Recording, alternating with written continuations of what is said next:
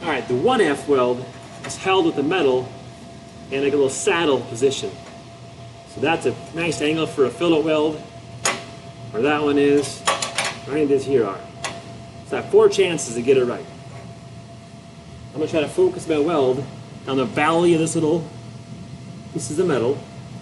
I'm going to focus on getting the weld to bite into this piece of metal and that piece. This piece and that piece.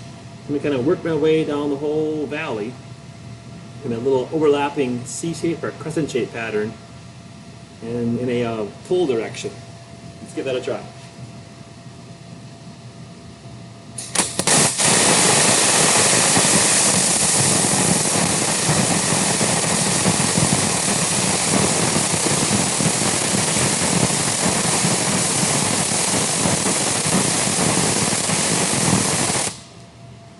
Again, only go as fast as the weld lets you go.